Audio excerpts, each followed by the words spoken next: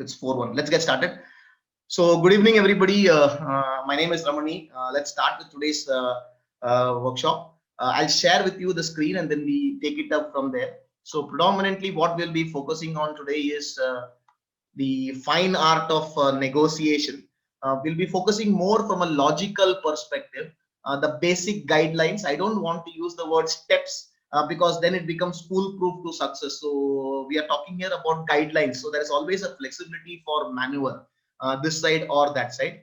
So what we'll be covering here is predominantly understanding the process of negotiation, the nitty-gritty details of it.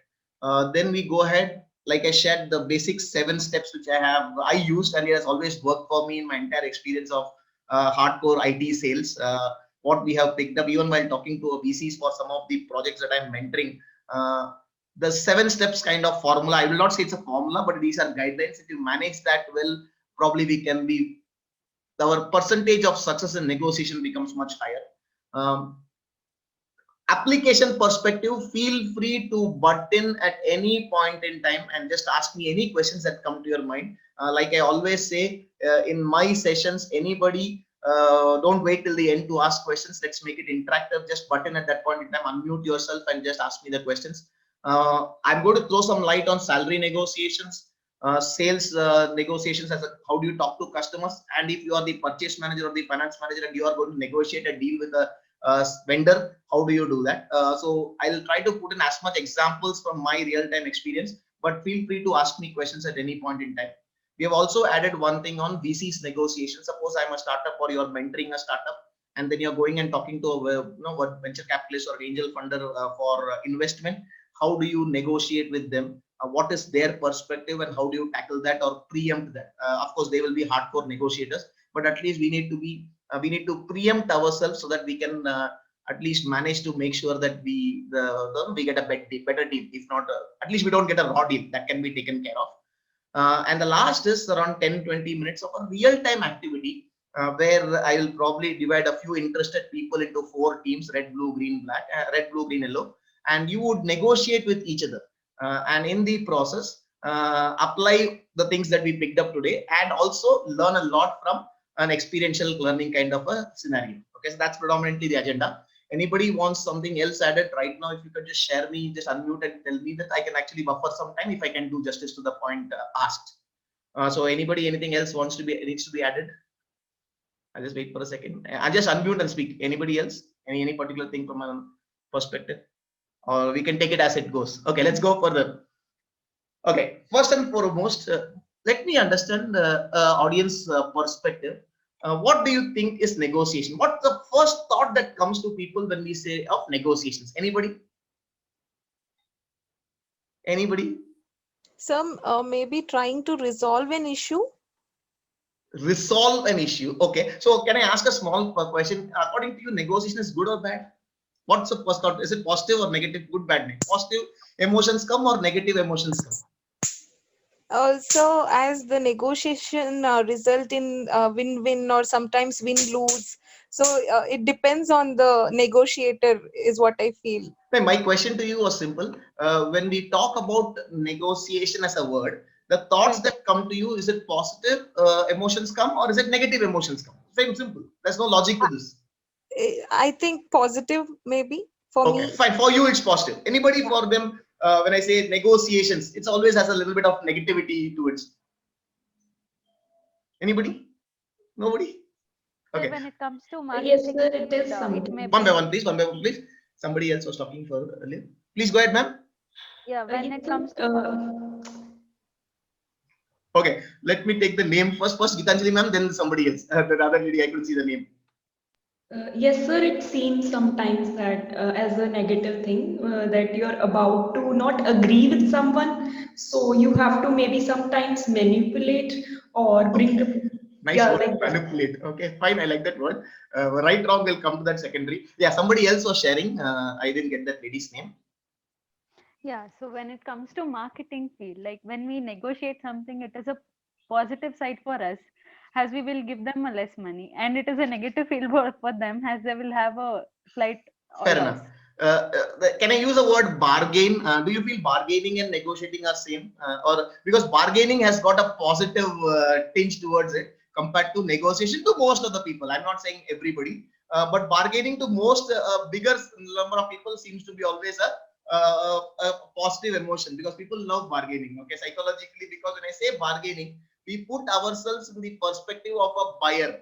Okay, so the moment you say bargain, it is the other person who has actually made a statement first about this price is this product is worth this price, and anything that you're going to bargain, you're going to get a better deal than what it is been declared. Okay, but ideally speaking, there is not much of differentiation from a verb wise or an English word wise between the word bargain and negotiation. Let's go further. I'll tell you why I asked this question. I'll connect it in a couple of slides later. So predominantly the English definition of negotiation is basically a discussion aimed between two or more parties to reach an agreement. Okay, to reach an agreement. That's it. I agree to do this, you agree to do this, and both of us agree to do what we have promised. Okay, and accepted by each other. So this is predominantly the definition. We'll talk about it in later. That's all we are going to talk about. But I want to know why I asked you that question was because why do we make a purchase? Can somebody tell me? We have all made purchases in life. The cell phone that we bought, the shirt that we are wearing, the dress that we are wearing, we have all purchased it. Can anybody tell me what triggered purchase? Logic or emotions? Anybody? Emotional, sir. Sure about it? Yes. Okay, I'll take a straight. Yeah, somebody else was. Bindya was trying to talk, I guess. Yes, sir. Yes, ma'am. So the basic agenda for any purchase to be made is the basic necessities to fulfill the lifestyle. So if you don't have a necessity, you won't purchase? A straightforward Yes, question. sir, we do. Okay, I mean, so that's then the basic reason. I'm asking you a simple question. You said if purchasing. it is logic that I need something, that's why I purchase. My reverse question is, if there was no need for a product, would you purchase it? No, Logic sir, says still no. the purchase happened. Okay. Yeah. Go ahead. Why does the purchase still happen? Depending on the person, yes, sir. Depending on the person's necessity or their willingness to purchase a product, the purchase happens. Can you explain more on the word willingness? You're using a new word, willingness. For an instance, a mobile phone is a need. A Fantastic. basic handset is a need to interact with a person to other person. Fantastic. But buying an iPhone or buying a upgraded version is willingness. Okay. So my question is, when does it become willingness? When do you buy an iPhone? Why do people buy an iPhone? That is, yes, Walid sir. sir, both mobiles accomplish the same qualities. I mean, the phone call is the same with both of it, but still, when a person prefers to buy an iPhone or a more upgraded version of it, is a willingness. Okay, hold on. I'll hold on to this thought. Walid sir was saying something. I interrupted him. Sorry. Okay, my question is simple. Do we buy stuff because we want it for logical reasons, or we buy stuff because we want it for emotional reasons? Simple question.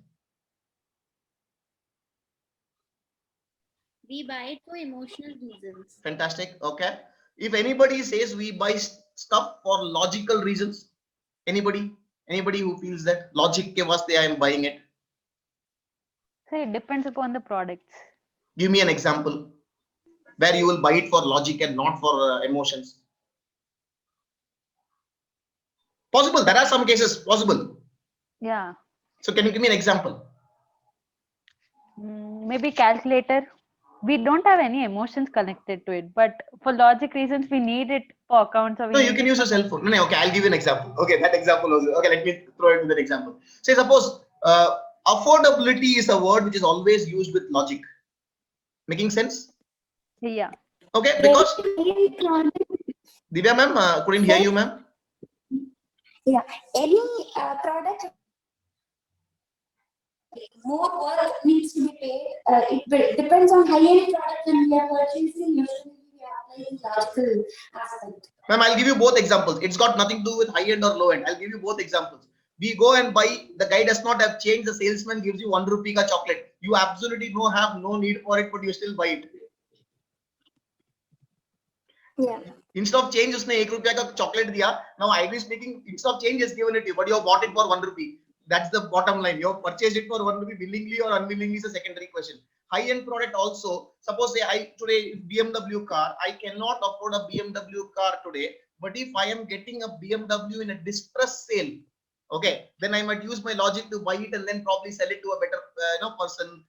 So I might not be able to afford a BMW, but I could buy the product from a logical perspective. I'm bringing a subtle difference between logic and emotions.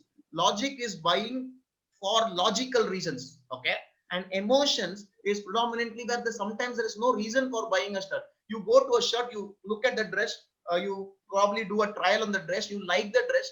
Now, if somebody comes and asks you why you bought that dress, you will give lot of logic to buying the dress, but the actual decision process to buy the dress was emotional. You liked it, blue is your lucky color, I do not know, it could be anything, or you felt good wearing the dress. It's predominantly emotions that govern a purchase for most of the times.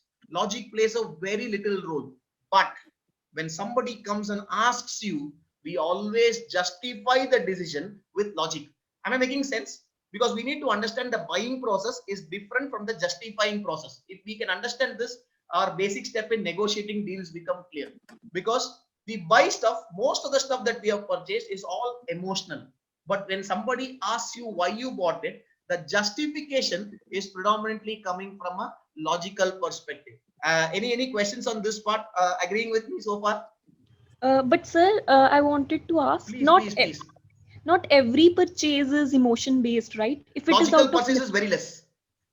necessity Very less, based. very minuscule. I can probably, the one example that I can think of is affordability as one of the things. Otherwise, everything else would probably fall into the emotional range.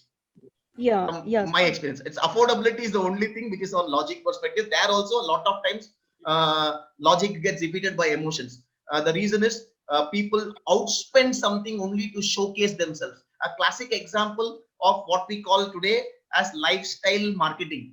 Okay, lifestyle marketing, the logic, let me give an example of somebody spoke about Apple phone. The previous Apple phone of Reliance, when they launched with Reliance and Airtel, was it is purely logic that they are saying. There was this interior decorator who has been questioned in the advertisement, and they asked, which phone would you like to have? They said iPhone. Why? Because I can get to do my work better. I can take photographs better. She justifies this, and then they say, but then I can't afford it. So then they come and say, Airtel is giving you on per EMIs for 12 months. Now it's become affordable. So that's a justification again. But predominantly, the advertisement focuses on emotional deals to get the logic out. But the advertisements are never logic based. They're all on emotions based. I wear this, I look good. 5 girls will look at me or XYZ reasons. Okay, predominantly they focus on those emotional aspect. So purchase predominantly happens most of the times happens because of emotions. But we always use logic to justify this. Why I'm using justification? Because later on, after negotiation, you have sometimes to give face savers. We'll talk about this in detail, because if you don't give the other person a face saver in some situations, then that will become a challenge. So we need to understand that you have to still give him or her the other party logical reasons as a face saver to compromise, and you also need to have some face savers as compromises to talk to the outside world. I did this because you need to have that face savers in negotiations. So this is one first aspect which I wanted to break down in very simple terms. One is purchases predominantly happen from emotional reasons. Justification happens from logical reasons. And going further, some basics which I will spend some more time on before we actually start the process of negotiation. We spoke about this a bit. Can somebody tell me what is price and what is price tag? There are two different things. Price matlab kya? Price tag matlab kya? This is very important to understand. This is not necessarily only with respect to sales, but it would be even salary. When you go to HR, the first thing that they ask you is what's the salary you are expecting. That also this price component can come into. So I'm making it very generic. Can somebody tell me what is price and what is price tag? What was the first thought that's coming to their mind? They can leave the definitions out and just the thought process. That's more important. Anybody? Price tag is the price which is written on. That is price tag. Perfect. The MRP or whatever is the price tag. Fantastic. And what is price? the value for the particular product, how much value it is. Nice word you're bringing, value. I would like to know what is value according to you. Okay, so value is something for that product. Like if you choose iPhone only, it depends upon its Can we, price can we take a changes. simpler product? Can we take a simpler product? You know, easier product. Okay. Let's say Coke. Chocolate. A chocolate. Yeah. okay. Okay. Silk. Okay, there are many prices in silk also. Okay. Get me one normal price. 80 rupees ka ek jo aata hai na. One 80 rupees ka. Yeah, 5 rupees ka dairy milk. Okay. 5 rupees dairy milk. Chalo. 5 rupees dairy milk. What is the value according to you? That's value is 5 rupees. Sure about it? According to which I Fair have enough. seen. Anybody else? What is the difference between price and value? So what is So value? if I could answer. Please, ma'am. So price tag is the price which is actually on the product. We have agreed on that. mentioned as We have the agreed on MRP. that. The price tag is the MRP. We Yeah. have agreed on that. That's So okay. the price is which you get after the discount if they have any. So price can vary So the according to actual the price company which you that you pay are for the purchasing. product. So price can vary. You buying it Yes, from sir. For JioMart, it will be a instance- different price. Okay, Yeah. fair enough. And how many people For believe? an instance, the same 5 rupees chocolate. 5 rupees chocolate which we buy from a local shop is 5 rupees itself as the MRP says. But Yes. when we go to a mart or Big Bazaar, something like that, we get 1+1 or any offers which they have quoted or based on the mart. So that basically, is you're the saying price price which we minus get. this price tag minus discount is price. Correct? Yes, sir. Okay, fine. So, Okay. Anybody sorry, else? I didn't get you. Price tag minus discount is price. Yeah, something More, like that. more, okay, something like that. Okay, no, actually that's not right. Okay, sorry for disappointing you so No early. problem, sir. That's okay. Anybody else wants to give it a shot? Okay, I'll throw in a real-time example. Would you buy okay, let me put it this way. I'll give you another scenario. Suppose you all going into Commercial Street, or in Bombay it's called Linking Road, or in there's a street where you people go and shop. Okay, where you can actually bargain. Okay, I'm just asking a straightforward question. You go to a shopkeeper and then you like a pair of jeans. Okay, on the the shop you like this pair of jeans. Bargaining is allowed in those kind of areas. So you like this, or let me say a handbag. Okay, you like this handbag. You like the texture, the color, everything. You like the entire piece of it. And then you ask the guy, Bhaiya, how much is this worth for? Okay, how much is this? Okay, and that guy says 1,000, or say 2,000 rupees. Okay, that guy says 2,000 rupees. Now I have a question. In everybody's mind, there will be one value that comes to us, right? That this is worth this much. Let me say 1,400 is one value which came to your mind. It will be different for different people. For me, probably 1,400. For ladies, 800 rupees. They are good bargainers. Okay, so there will be a value that comes to people's minds. Agreeing on this? Yes, sir. Okay, fine. So suppose it has come to 1,400 rupees has come to my mind. Okay, that this is the value for this particular product. That's a value. That's the definition of value. That value, we'll go ahead and talk about it later. Now I ask that person, Bhaiya, will you give it to me for 1,200 or 1,000 rupees? Okay, I'm just giving a negotiation process, and that guy takes the bag from my hand. Chodo yaar, aapki bas ki baat nahi hai. He takes it from your hand, leave it man, if you can afford it, and takes it and puts it back into the pile. Now what happened? I'm just talking about a process. Then you turn back, hoping he will call. Okay, you take one step, two steps. He has not yet called you. Okay, a normal situation. Now I'll ask you a small question. In your mind, does the value of that bag increase? Okay, does it increase from 1,400 to at least 1,500? Yes or no? And if yes, why? It depends on the situation. If I need that bag, the value Okay. goes up.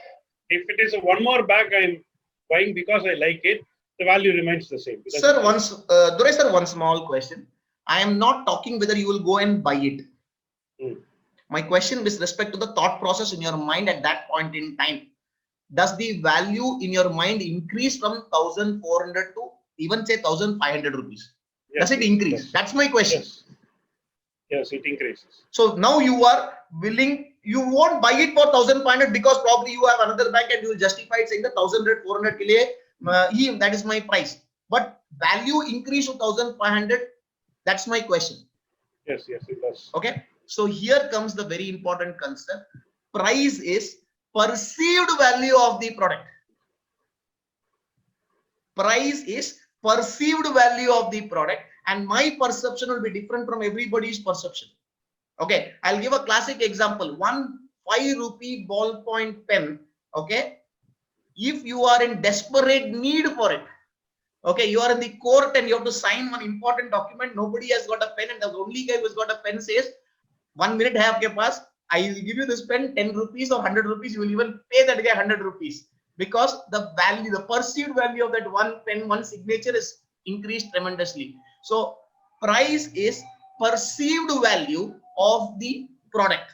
Okay, it could be changing with situation to situation, people to people, time to time. Okay, and the most important thing which is about price is this perceived value, which we call as price. If it is more than, okay, if price tag, if the perceived value is more than the price tag, sale will always happen, or most of the time sales will happen. Why? Because you are getting, in marketing bhasha, we call this, fair enough, fair enough, Kavya, fair enough. What you said is absolutely right. I'm just put it on hold. Yeah. So perceived value, if it is more in marketing, we call that MVFM, more value for money. Decisions, justification always happens that for this money, I got more. So you feel happy to have got it. Okay, because the perceived value, or what we call as the price, is greater than the price tag, you feel you are getting more value. And if the perceived value is less than the price tag, then you will never buy it, because you feel it's an overkill, or you don't feel you get value for money, so you don't buy it. Okay, so last thing is, we'll talk about this in these subsequent slides about how to understand expectations. So all of you agreeing there was a particular thing somebody said, value. So how do we create value for ourselves as negotiators? Negotiating always boils down towards the end to the two individuals or the individuals who are negotiating. Can somebody tell me any techniques that they would like to use so that, you know, they can actually create value for themselves? It could be a normal shopping scenario. It could be any scenario you can think of, a job interview scenario. How do you create value for yourself? How do, or anybody, how can they create value for themselves? Anybody? Dhaba side food, sir. Come again, come again. Dhaba side food, sir. I didn't understand that. Can you explain? Dada say? I missed it. Somebody else? Dhaba side food. Okay, no, I'm asking, how do you create value for yourself? Suppose I'm going to negotiate. I could be the purchase guy, I could be the sales guy, I could be the HR guy, I could be the candidate who is applying for the interview. So who's gone for the interview. So how do I negotiate? How do I create value for myself? What are the value creating factors for anybody to become, increase their value? What do you do to create increase value for yourself? Anybody? Uplifting my skills. Lovely. So you feel more skills gives value. Very true. What you're saying is absolutely right. Open heart surgeon obviously makes more money, is in a better position to negotiate than a person who is a cobbler to come and open up your heart, right? So skill sets give you value. Anything else? Maybe it may be the way of communication. Communication is also one set of skill sets. It depends upon the job. I don't want my doctor or my heart surgeon to be very good in communication. I would prefer him to be very good in operating me. But a trainer or a teacher or a faculty, I would prefer probably communication goes in. So it's really skills of the trade required as per this, but communication is one skill. Anything else? Confidence. Okay, okay, I'll take it up. Confidence, yes. Anything else? Okay, I have a small question with skills. Okay, I always when it is negotiation or value creation, I will not put skills separately with knowledge, and I will not even put knowledge separately with skills. I would like to use one word which is a combo of skills and knowledge, which is called expertise. Does that make better sense? Expertise, because both come hand in hand, and that is the key. Because sometimes only having knowledge is dangerous if the skill sets are missing, or having the skill set without the knowledge is missing, it becomes dangerous. So my one word for that would always be expertise. Okay, this is one thing which we are talking about, the expectations. Let me throw some light on this before we go further. Now here I want a few questions to be answered. So first thing is, suppose I am going to for a salary. Let me take a job. Okay, I am a candidate and I have gone for an interview and the HR asks me, how much are you expecting? Okay, now let us be honest. I'll put it very simple. I'm a fresher.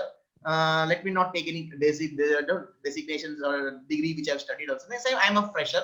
Can I take safely that I will expect around 50,000 rupees or 1 lakh rupees? Expectation. How much do you want? Puchne mein harsh kya hai, you know, that kind of a thing. So the first thing that we think is desire. I like to have 1 lakh rupees per month. I like to have 50,000 rupees per month. I like to have 2 lakh rupees per month. So this is the desire aspect on the expectation meter. Everybody agreeing? All of us will have one set. Itna milega to maja aa jayega. There is a desire. But heart of hearts, we know that we are not, this is not feasible. So the next level that comes to is, all of us know that probably I should be able to get this much. I'm using the word probably before the value of getting. Okay, like probably a fresher, say degree fresher, BBA or a BCom fresher graduate, expects 50,000, desires 50,000, and then is normally in a college with previous campus interviews they have scored around 20-25,000. So if I get 20,000 also per month, it is okay. This is the number which comes to my mind, which is say expected worth. All of you agreeing so far? But this expected worth is actually a range. There is a range, and this range is a range from industry value to our accepting that this is my true worth. I'll give a real-time example. All students or even us, when we go for a negotiation, heart of hearts, we know below this point I will not agree. That is the point. Below this I will not agree. I know I'm worth more than this. Till that time I'm willing to negotiate, but below this point, that is my say no matrix or say no meter. That's it. Below that I will not agree. All of you agreeing this there is, so this is actually a range. Okay, below this you will not agree. Now I'll ask you a question. Will you go beyond this, or is there any factor that makes that go even below that? Is that amount fixed, or will it go below that as well? Personal level. So probably it might happen when the company is if the company is offering us any other such as the courses which we could do by paying us any less amount which we are ranging up to. Okay, well, but those are all add-ons as what I used some time back as a face saver for you to agree on the CTC. That will not be part of the CTC at any point in time. Those are all face savers, like telling you if you come here, we will put you on bench. The classic example which IT recruiters do is, if you come here, we will give you a chance in 2 years' time, one trip to US will be granted, those kind of things. But that's not part of CTC. That is paid katna. There is a difference between earning money and reducing, paid katna. Okay, but it's a value add. It's a carrot thrown at you to make you accept, or what in negotiation parlance we call it face saver. Okay, so I'm not talking about that. But then if you are agreeing for a lesser amount, then actually speaking, your range was actually below that also. Your actual value was below that. I'll give a classic example, 20,000 rupees. But if I say 19,999, I'm sure everybody will agree. But I said, karte, the amount, if it is going, it will go to 19,000 also, but it will not go to 18,999. So then the lower value was 19,000. But yes, there is one factor which is not in our hands, which sometimes control this and might even lower this expected value, and that is market conditions, demand supply. If the market is bad, okay, our value will still come than what our value would have been in a growing market, because demand supply. Am I making sense? Probably today with companies removing people left, right and center, somewhere because of job security, the supply is so high and the demand is less. What value you are thinking probably last year for a job change and a salary packet that you were thinking from a last year perspective, that value would have dropped this year. That's what I'm saying. And that reason it dropped was not because of your expectation went less, or you feel that you became less worth. No, it was because the market conditions made the value come lower. Making sense? Any questions? Can I go further? Thank you. Okay. So creating value, the first thing which we shared was expertise. This is one area which is in our hands to increase our intrinsic value. And this is something which is every faculty says, every student says, every teacher says and knows. We all know that the only way to, one of the easiest ways, the easiest way to create value for yourself is to improving your knowledge and skill sets continuously. I'm using the word improve and continuously. It has to be sustained. The more we increase our intrinsic value by picking up, learning new stuff, practicing new stuff, improving our skill sets, trust me, our value increases. There is one more thing which is kind of tough, but yes, this also gives you value. A position, the chair that we sit, the designation, the visiting card, the company that I work, and my networking ability. I've again put this in combination. Okay, if possibly I know the Prime Minister of India and he knows me, okay, and then I can actually go ahead and talk to people. My value is increased even if I am probably not highly qualified or highly experienced or highly having the due expertise. But because of my networking parlance, also sometimes value increases. Okay, because your ability to get work done probably gives you that upper edge sometimes in negotiations. So value creation, one is expertise. Second thing is the position that you are holding also adds to your value, the chair, or in other words, the networking abilities, or if big people know you, it also increases your net worth or your ability to create value. Third, this is not in my hands, it's in the other person's hands. I am negotiating with you, but if I am desperate, your value automatically increases. Simple. It's a very, when you feel, that is why when properties come for distress sale, okay, by default the person gives you that value because he feels you are a person who can pay ready cash and not probably go for a loan. Okay, so that by the time span gets reduced and the deal gets done faster. So that gives you an extra value addition because the desperation of the other person at that point in time. Now, this is something which we had discussion, when to hold and when to show your cards. This is in card one, kab chupana hai, when to hold your card up your sleeves and when to display your showcase your cards. So this is a tactic which can also increase value, and this I'm sure all of us do it. I'm just throwing in, I'm just put it as a pointer. The example that we gave for buying that, both of you turned back, right? The jeans example which I was talking with Roy sir, when you turn back hoping that guy will call you back, the value of the product increased. Okay, in your mind. Let me give the reverse scenario. Suppose I tell this guy, Bhaiya, how much is this bag? He says 1000 rupees, and I said, will you give it to me for 600 rupees?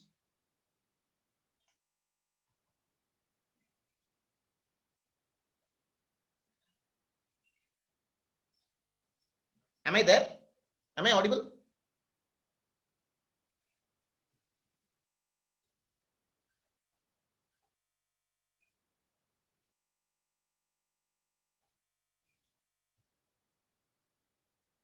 Hello, am I audible?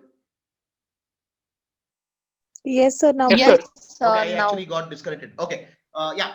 So I'll just continue the example again.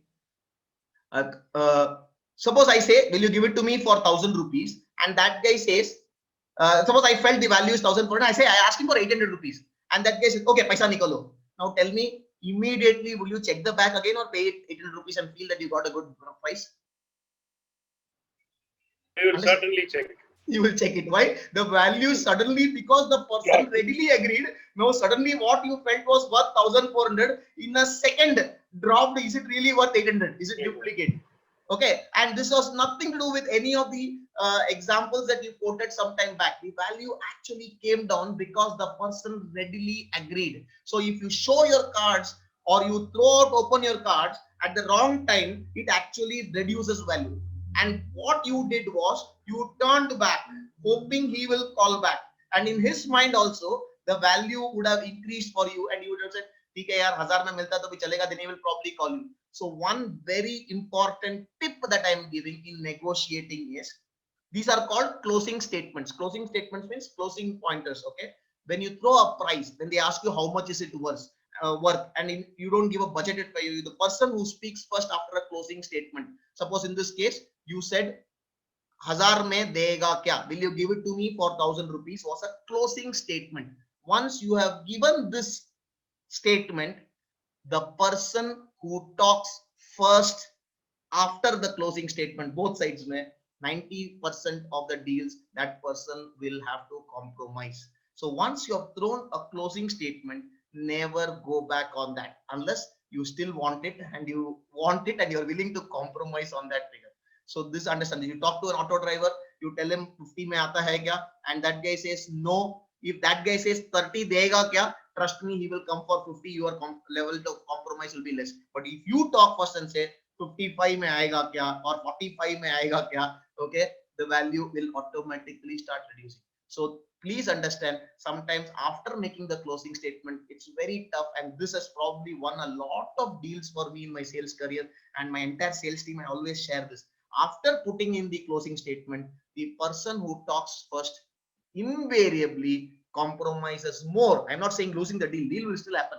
Compromises more than the other person. Sometimes both people will keep on smiling. If the person at the other end is an expert negotiator, both of them will actually keep on smiling. Okay, but the person who speaks first or makes a question, maximum you can again go and ask him, what is your opinion? That's not speaking. That's still putting the ball in the other person's court. So understand this. This is tough to practice, but if you have mastered this art, then you can take your value creation to the next round. When do you show your cards? Now, this is not to show your cards. Now, I'm asking you, when do you show your cards? Everybody gets, like I always say, James Bond movie. Okay, I always am a big fan of James Bond movie. If you look at the old James Bond movies, the first impression of James Bond in any James Bond movie is the best. Okay, the best of special effects come in the introduction scene of James Bond. So here also, to create value, so that's when somebody said communication skills become important. So I get 30 seconds to talk to somebody. You are in a business meeting where networking is happening over a cup of tea. You probably have met somebody. You get 30 seconds to maximum 1 minute. So there you have to probably showcase yourself. I'm not using the word selling yourself. Showcase yourself is a better word. Don't brag, don't boast, but you have to show to the other person that you have stuff inside you. So those are some of the things where you use any technique that you have picked up over a time with your expertise and showcase your expertise to the other person in the 30 seconds to 1 minute time. That creates value. So that is not the time to keep quiet and say nobody knew me. I could not network well in the networking meeting. Creating value, that is when you showcase yourself. When you want to sell yourself, showcase yourself in 30 seconds, 40 minutes. That is when you throw up on your cards. You can use any of that. For example, you can use a combination. You can go to somebody and say, I use this a lot. Okay, you can say, suppose you are the speaker in one particular college ka function. So you can always tell, you're from this college. 2 years back, I actually did a program for your college. Now understand, I have not spoken on my knowledge part or on my expertise part, but I have spoken about my networking ability, or I was one of the keynote speakers in your college. So that creates a little bit of value addition. Okay, so it could be any combination to understand and create value. It could be played multiple combinations as well. So anybody has got any question on this, please ask, because I think this is very important in any negotiation. How do you create value for yourself before you go to the table? This is the key. If you are mastered this, if you become the kings of creating value with what we have, I'm not saying that you will fake. Don't fake. You should not even fake and project things that you are not. Okay, then it will actually backfire on you. But everybody, trust me, has got their own value propositions. It's all about showcasing your value proposition. I'll give a small example in marketing bhasha. Cafe coffee days in the restaurant business, but they don't showcase themselves as eateries. They say, come spend a lot of time here. A lot can happen over coffee. Their positioning statement is very clear. This is what is their positioning statement. A lot can happen over coffee. We are selling ambience. We are selling space. So their value proposition is different to a value proposition of their competitor like Kamath or the Jain foods. Okay, a lot of Kamath Hotel says vegetarian food. You go to Tamil Nadu, there's Saravana Bhavan, high quality, hygienic vegetarian food. Sangeeta's predominantly focus on their meals. There is a hotel in Triplicane in Tamil Nadu which sells. They're famous for their idlis. You go to Pune, you have this Chuda guy who is Lakshmikant, who is Chuda famous guy. So you have a very everybody is playing to their strength. In fact, the both of them sell condiments. Pune, mein there are 2 shops. Anybody from Pune? One is Lakshmikant sells Chuda, and Bakarwadi is from another shop. They don't, both of them sell each, but people buy this from this shop and this from this shop. Why? Because their value proposition is based on that particular statement that they are showcasing to the world. So like this, all of us have our values. We need to play to our value propositions. So anybody, any questions on value creators, please ask me before I go further, because we need to understand this. Am I going too fast? Hello, slept No, off? sir. No, sir. Okay, so any questions, anybody, please feel free. I like questions being asked. Yeah. Okay. Any questions, anybody? Okay. Shall I go further? Yes, sir. Okay, thank you. Okay, so let's go further. Okay, so I'm talking about the 7 guidelines which have actually helped me, preferably in the same sequence, but each of them has got its due weight. Just because something is coming 7 is not high priority or low priority, but all these 7 are predominantly very important. First thing is guideline number 1. I'm using the word guidelines. Like I said, these are not rules, so they are flexible depending upon the situation. Don't just blindly follow it. You have to understand the situation. So first rule might come as a surprise to a lot of people. It's very simple. In a negotiation, don't negotiate. I know it takes a lot of people by surprise. What the hell is he talking about? He's saying don't negotiate. Okay, it's very simple. First and foremost, what we say is, if you are in the negotiating table with somebody else, the first thing is you need to understand what the other person is seeking. You have to put yourselves in the other person's shoes. You need to understand you have to be empathetic towards the needs of the other person, because at any point in time,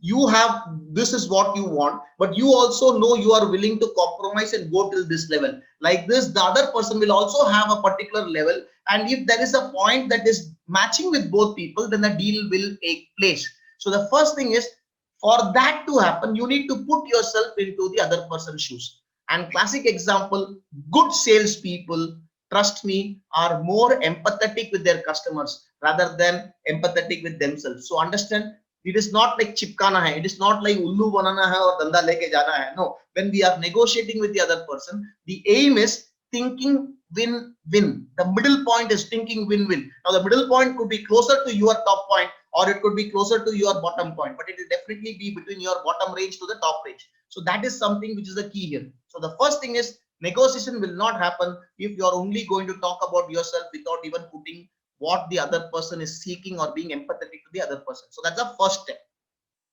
This we spent a lot of time. Create value, because what the person says yes to you is never for price. We gave you a previous example. If he says, okay, give it to me for 800 rupees, immediately you start checking the bag. So you would say it is not because of price. It was because what value you saw in that.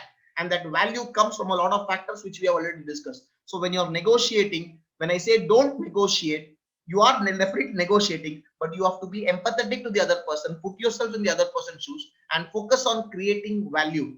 Business or deals happen, even a salary negotiation happens not because you came at a lower package.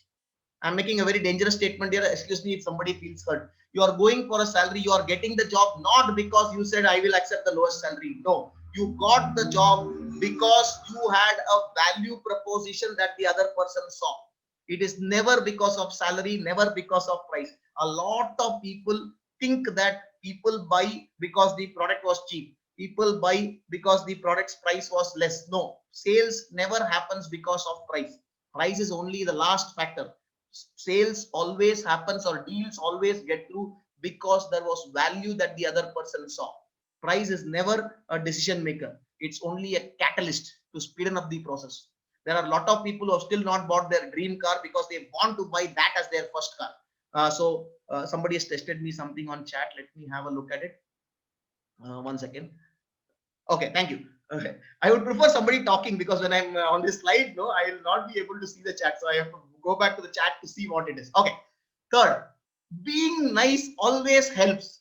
If you are a nice person, when you showcase that you are a nice person, you are friendly towards people, it actually goes a long way in negotiating great deals. I'll tell you the simple reason why.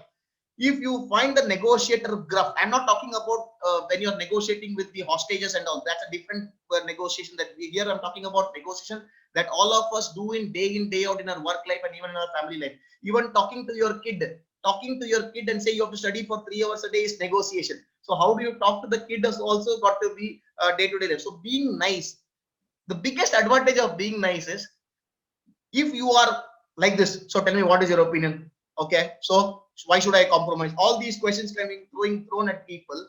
What is going to happen is that guy is always going to be wary of what you are talking every single time. If you are nice, you will find some moments where you can actually catch the other person off guard. So it adds to your advantage. So being nice, most of the great negotiators, I've read a few books as well. They are supposed to be great people, and this is something which has come very common in everybody who are good negotiators. They are friendly people. Friendly doesn't mean take me for a ride. Okay, I'm making a statement. Friendly does not mean take me for a ride. But if you're friendly, you can actually take the other person, and you can actually catch that person off guard. So that's the biggest advantage that you have. So that's rule number 1. If anybody has got questions, just interrupt me with the flow and just ask me questions then and there. Rule number 2. This is one thing which I find most of the times people who fail deals or who are not able to negotiate.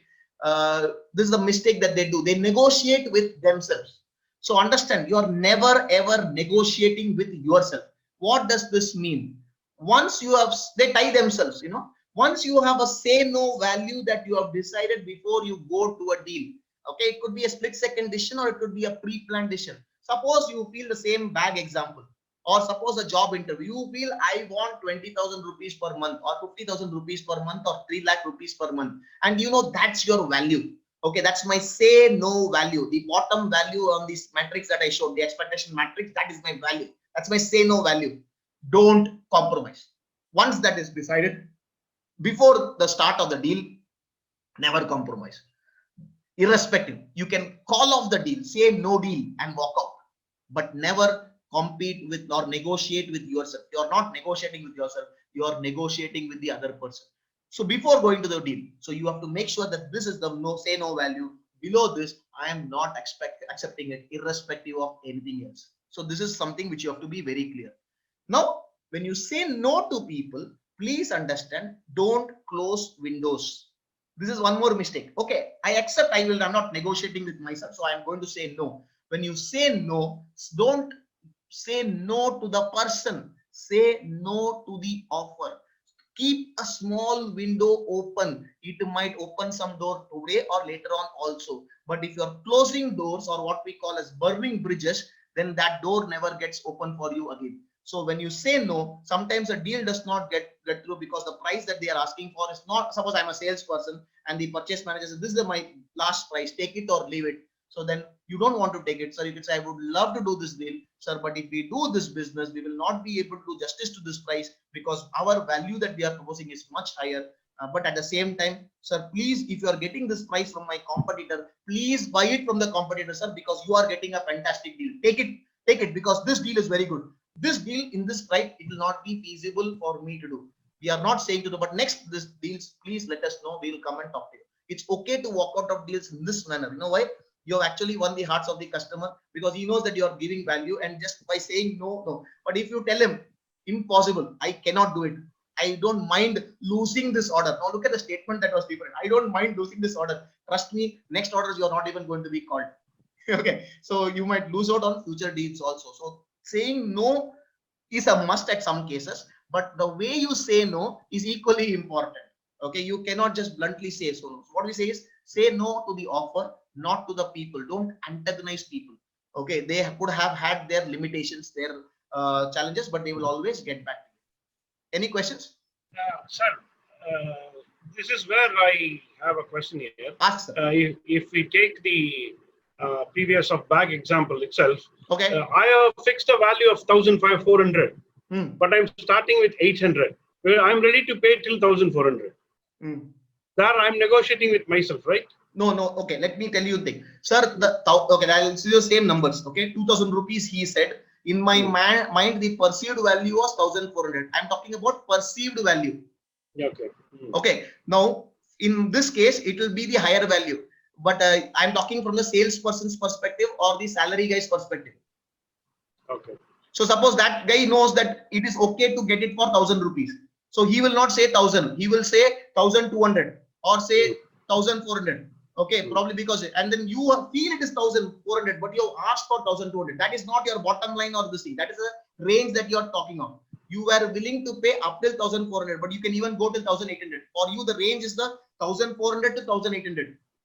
For that guy, the range could have been 1,000 to 1,500. So the middle way, the deal will happen somewhere between 1,400 to 1,500.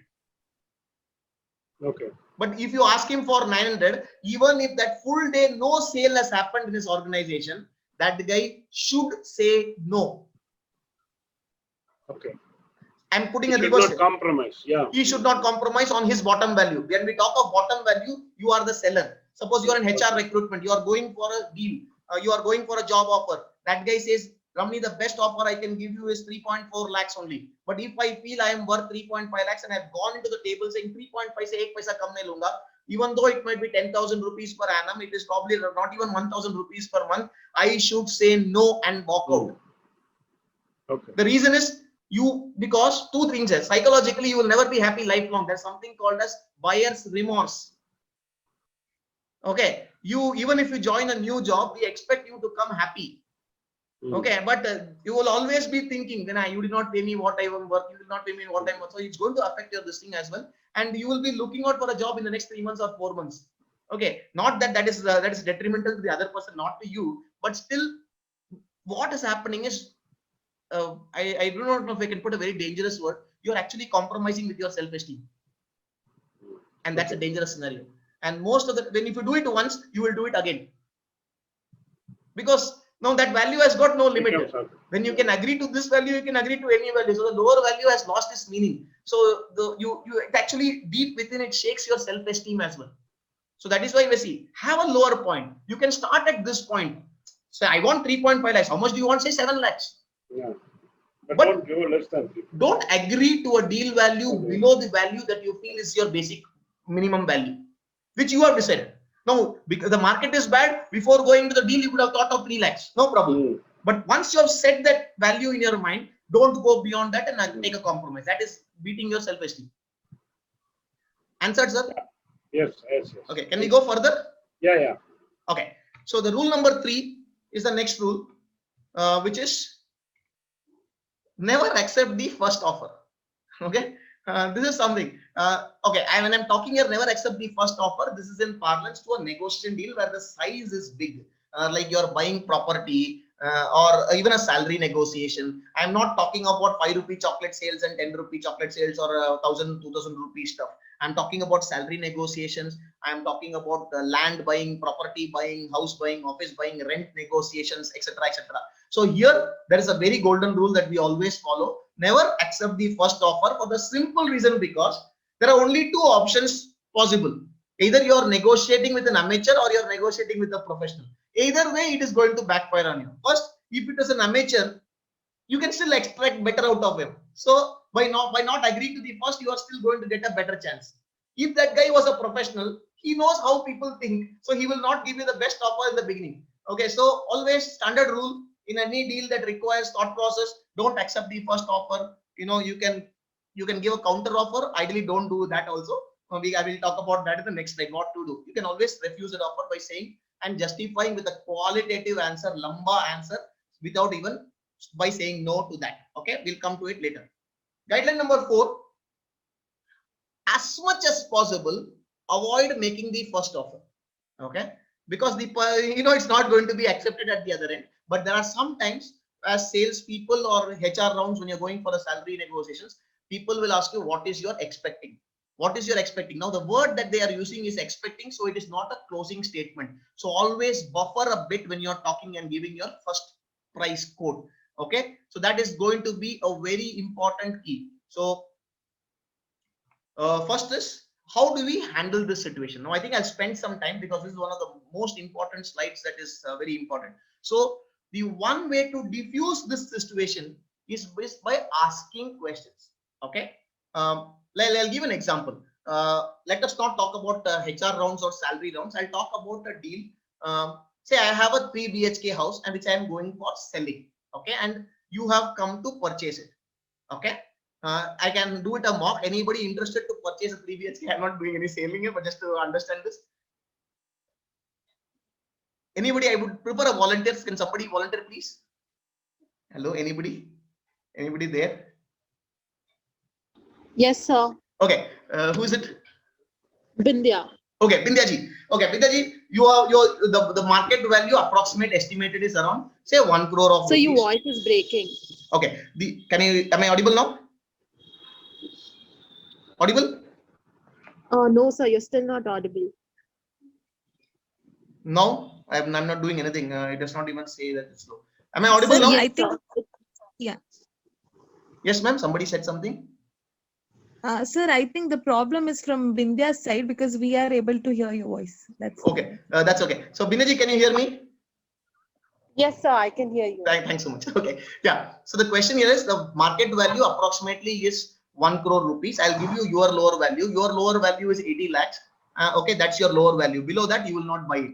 Okay. And my lower value is I will not sell it below. Your value is 80 lakhs and above 1,10,000 you will not buy it. Above 1,10,000 you will not buy it. Okay. Understood? Your say no value is 1,10,000. Above that you will not pay even one single paisa extra. Is that okay? 1 crore 10 lakh. 1 crore 10 lakhs. What did I say? Got it. 1,10,000. Oh, I'm sorry. Thanks so much. Thanks so much. Okay. Thank that was a finer print. Okay. So 1 crore 10 lakhs is your line. Below, above that you will not buy it. And my lower line is 85 lakhs. Below 85 lakhs I will not sell it. Sure, sir. Okay. Market value estimated is around 1 crore. So let us start. You have asked me the first price. How much? What's your expectation? Ideally speaking, I would have asked you what do you think is worth it. But normally it will always going to happen in real estate purchase. You will always ask me the value first. So I will tell you I'm looking out for say okay. Now see how I'm going to handle it. The first is I will never throw upon the value 1,20,000. Even though I'm thinking of quoting 1,20,000 to you, I will not talk 1,10,000. Okay. Why? Because value is not yet been created. You have just seen the property, correct? So how do I do is, how do I create value? Expertise in the product here. So first thing I will say, ma'am, what we have is a, river lake view facing balcony, which is not there in couple of things. Okay. And most important thing is my car parking. You can even park 2 scooters along with your car. Okay. Car parking was something which nobody has seen, but I'm creating value by telling you about the car parking, which comes accessory. Okay. I've also paid now here. Okay, so I'm just throwing. I'll not throw all the baits. I'll keep a little bit to me always, and then I'll tell you. So just last week, okay, how I'm throwing out the price. See, because I don't want to be the first person to throw the offer. Making sense where I'm coming from. So I'll tell you. Last week in B block, one flat got sold, 100 square feet less than mine. It went for around 1 crore 13 lakhs or something. Mine is 100 square feet more. So I'm expecting roughly around 1.26 crores. That's the thing which I'm expecting. Now, same process. So first thing that comes to your mind is don't accept this offer. Correct? Yes, sir. Okay. Of course, this will take time. Okay, this will take time. But I'm just speeding up the process. If to and fro chal raha hai to kaisa chalega? So now, what's your take? How do you go ahead and this?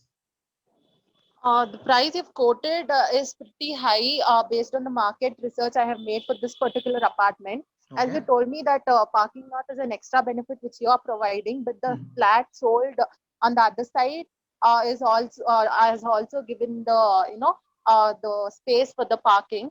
But 1.26 is a pretty high price, and I am not I was not expecting that high price for now. I was not seeing something for that price.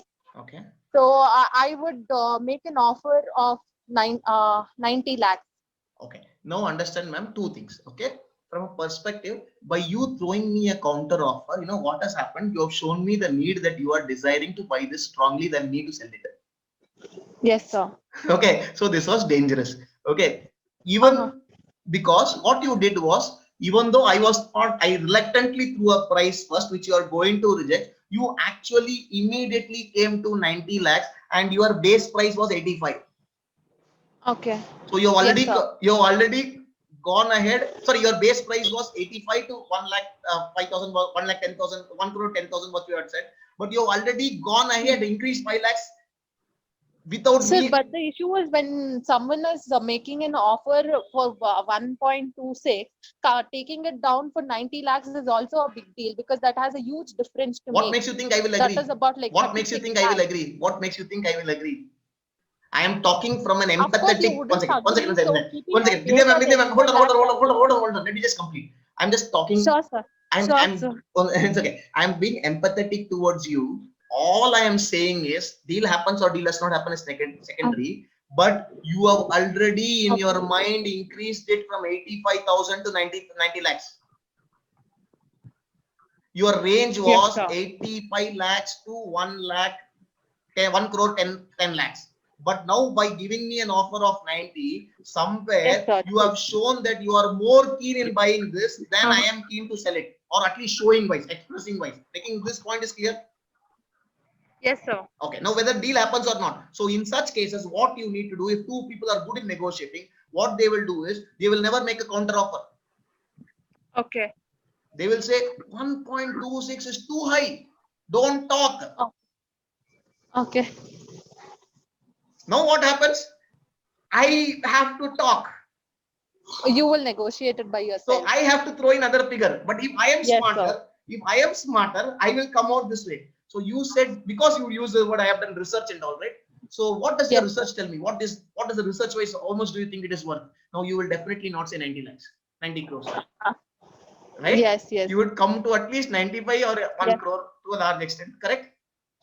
So just because you threw some extra words, just because you threw extra words, like, okay, you threw these extra words, I have done research. What happened? When you said you have done research, it makes my job easy. I just have to ask you for your research work. So how much do you think this is worth? I would like to know. Now you have to throw a number. I told the person who throws the number first in all possibility is going to be dangerous. And after throwing the pricing, don't talk. Okay. How to take value. So when I said 1 crore 26 lakhs, if you had told me, that's impossible. But the background research word might also be in my favor also, no, sir, because then you might think, okay, she has done the research, so she might know the value of the other flats in the same building. Okay, let us continue it further. Let us continue this further. My next question, if you had said you have done research, my next question would have been very simple, very simple. So what do you think? Now what is going to happen is whatever number you are telling me is a number that you're virtually agreeing on. True. You cannot go below that number. That's the first thing. Of course not. No. I have quoted one number, 1 crore 26 lakhs. And what have I done? I have not yet shown you even an indication that I'm willing to come down on that. But you, from 85, you went to 90. And because of this research work, now you cannot give me a number by saying it is worth 85 lakhs. Because I also know if you have done research, it will be roughly around 95 to 1 crore. So my deal, you're actually making my job easier. Why you made my easier job? Not because of your expertise, but because you throwing your cards, the wrong cards at the right time, which I said. Sometimes keeping quiet increases value. Being silent increases your value. Okay. So the same funda is what we use here. Asking questions. When you ask questions rather than answer questions, your job becomes easier. Questions asking is a fantastic thing. Without you get more information, and the more information the other person gets, the more he actually can control the conversation. The person in a good negotiators in a conversation don't give out much information unless to create value. I gave you information about car parking. I gave you information about the facing, river facing, lake facing, whatever facing, okay, amphitheater facing, everything. So if you really wanted to carry value, you should have said, शाम के time पे बच्चे लोग बहुत आवाज करते हैं sir. Yes, sir. So now what happens? I have to give information to you. नहीं वो नहीं होता association को बोल. I will have to give information. So the person who is actually giving information, the value proposition gets reduced. Making sense? Yes, sir. So always ask questions rather than answer questions in any negotiation. It could be with anybody. You ask a question. Even if you are talking to a small your bacha who says, why should I study for 3 hours? So you can ask a question. Tell me one reason why you should not study for 3 hours. Don't answer. Put the question back. Yes, Look at the power you are getting when you put questions to the other person. Making sense? So the first thing is counter offer. They don't give counter offers immediately. Ask questions. Okay. Then second, objection handling. Now towards the close of the deal, there will be lot of times when people will have lot of objections. Okay. Objections means why you don't want to purchase something. There will be a lot of people who will give you this reason. Ye jada hai, price jada hai, yeah, this is too overkill for me. You are going to buy a car. Okay, I'm just giving you a hypothetical example. You are going, or let me give you are going negotiating for a salary. That guy will say, but you don't know C++, you don't know this software, you don't know to use this particular thing, you are not trained in this skill set. You will get all these questions which are called objections. They are not negative remarks, they are called objections. So when somebody throws an objection to you, oh, I'm sorry, so you don't have work experience in the requisite, you have got 10 years experience, but only 2 years is in business development and 8 years is in project oriented. So how do you think I can take this 6-8 years of experience which is not relevant to the job here? Now this could be a question which is an objection. How do you answer it? How do you, this thing is, don't answer the objections blindly immediately, even if you know the answer. What we always do is, before handling the objection, any question, suppose the price bahut zyada hai, isse mera kaam nahi chalega, the speed of the car is not good, anything, okay, even though it might be good, these are all the same. So as a salesperson or as an HR guy, when you're going for a job interview, whichever scenario you are in, never handle objections immediately. Always tell them, I agree what you're saying, compliment the person and tell them, I agree this. Before answering this question, can I ask you to say, is this the only one or you have any other questions about me? Okay, is this the only thing that price is too high, or is there anything else that you feel which is stopping you from buying the deal? You can ask this question. So get everything and put all 2, 3, 4, 5. Nobody will give you more than 2 objections. Okay, take those 2 objections or 3 objections and tell them, sir, with due respect, if I clarify all these 3 points and cater that you are satisfied with what I share, do you think the deal is done for this price? Take a commitment before you handle. You can talk about anything and everything. You can, if there's a quality, you can say, before I join, notice period ke time pe, if 1 month notice period I have from the other company, in this 1 month, if I pick up the certified course, is that okay with you? What is happening? I have given you a commitment that if that is the only thing which is going to stop me. And then every reason, you know all the answers to the interviews most of the times when you go to a certain level. But you don't blindly start answering, because if you answer one objection and you answer it beautifully, you are going to get the next objection. You answer that beautifully, because that guy has decided he does not want to buy it. He is going to give you one reason after another reason after another reason.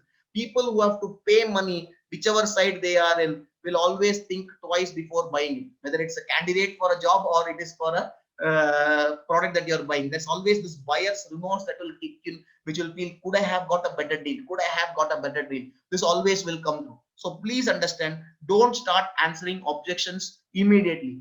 Ask the person politely. Very valid question. I'll definitely answer this question, but is there anything else that is also coming to your mind before I answer this question?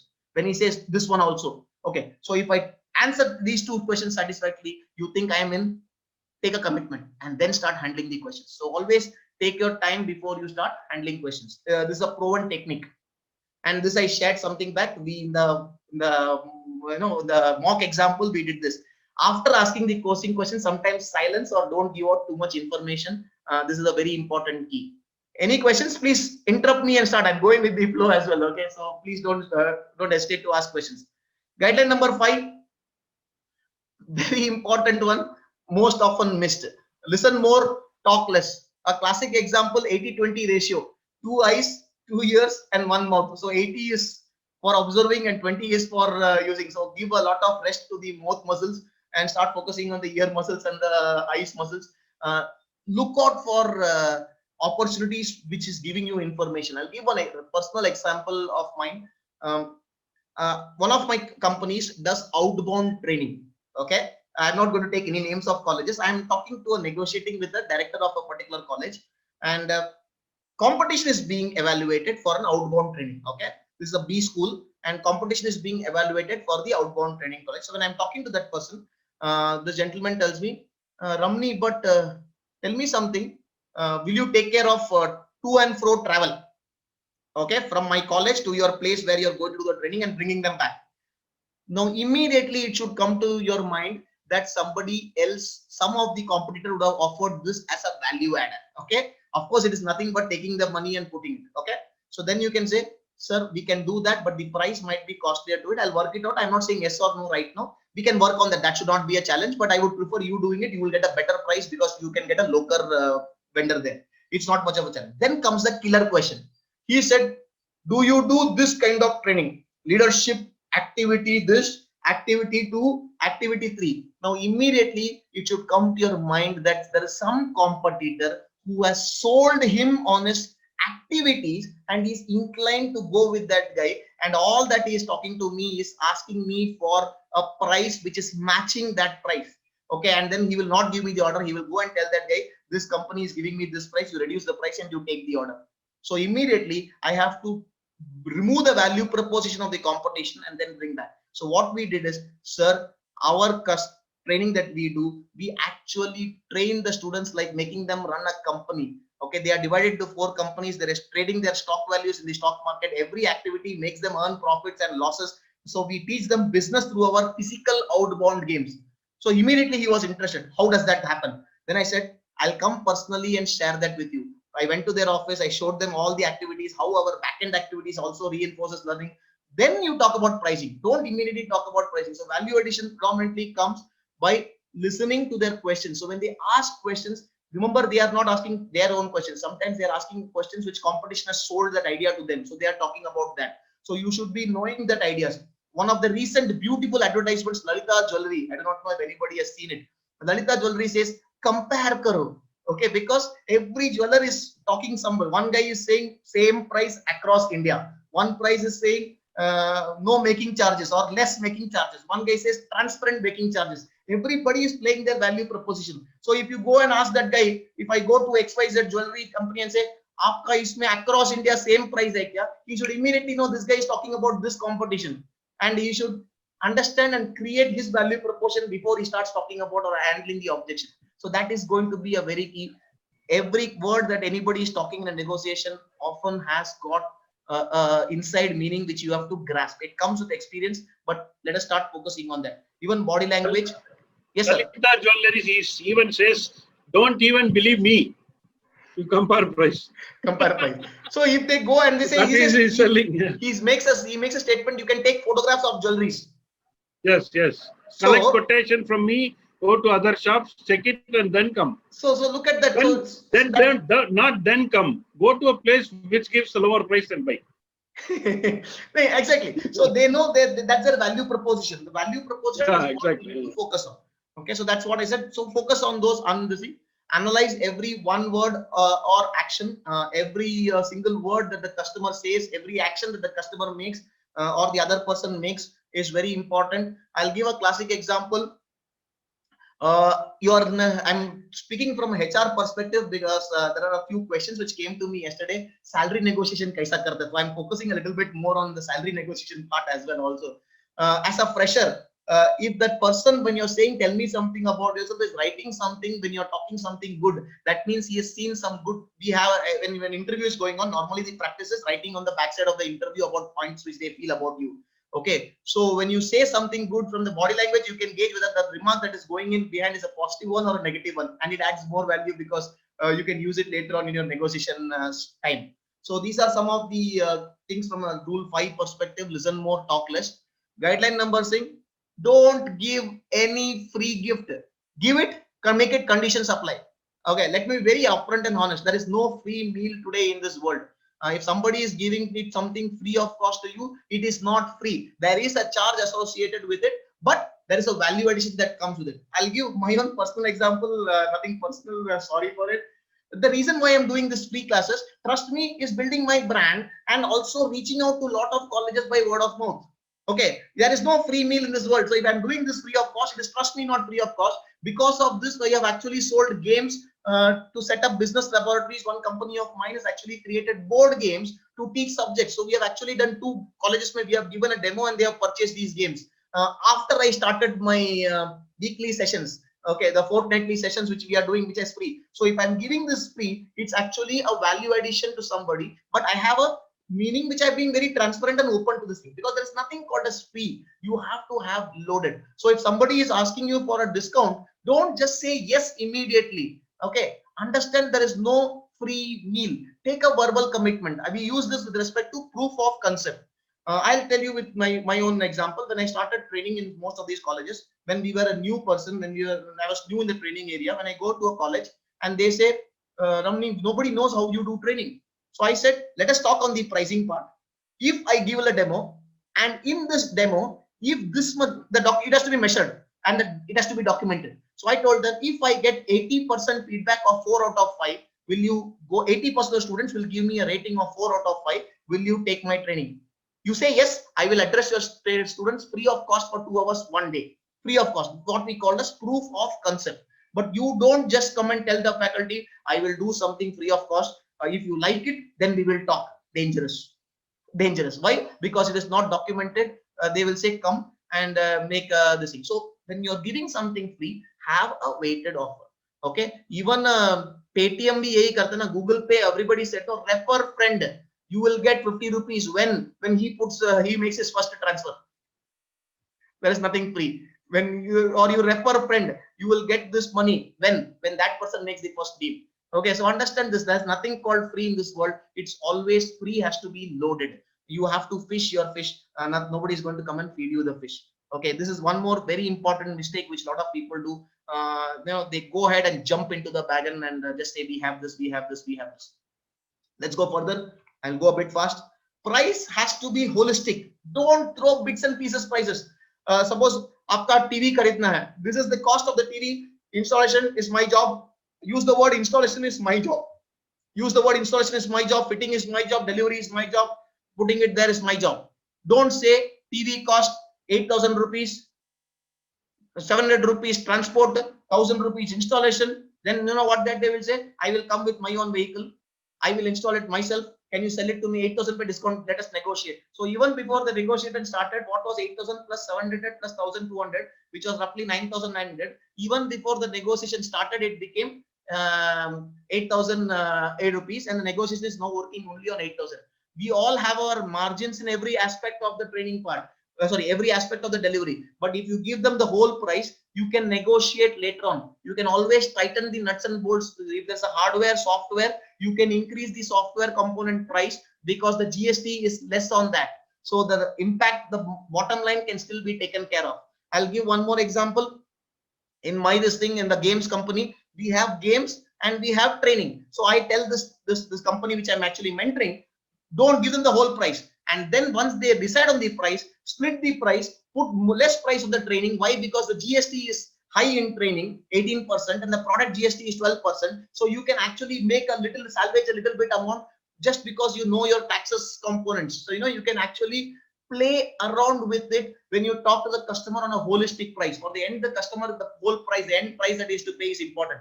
How you do back-end work should not matter to him. But by throwing everything on the plate, you actually lose your negotiation power. The control goes to that person and he starts picking and choosing. In a buffet, you don't go and tell the buffet owner, no, 1,400 rupees buffet. Main na diabetic hoon. I will not have the sweets. Can you give it to me for 1,000 rupees because I'm not going to have sweets? He says, that's not my problem. This is the rate for this food. So give it like a buffet. Don't bring a la carte once you're negotiating on the buffet kind of a scenario. That's the 7th rule. So any questions on these 7 rules? I have 2 slides and then we have an activity which I want to do it for 10 minutes. And it's the fun activity. I would love to get some. Any questions? Feel free. None, na? Am I boring? Dangerous question to ask. Yes, sir. Am I audible now? Yes, sir. You are. Yeah. I have one. Tell me, sir. Sir, not audible. Not audible, sir. Nisha, you had a question. You unmuted yourself. No, sir. I unmuted to tell that we are good to go for the. Okay. Duresh, sir, once you come back, we'll take the. Yeah. Yeah. Now, can you hear me? Yes, sir.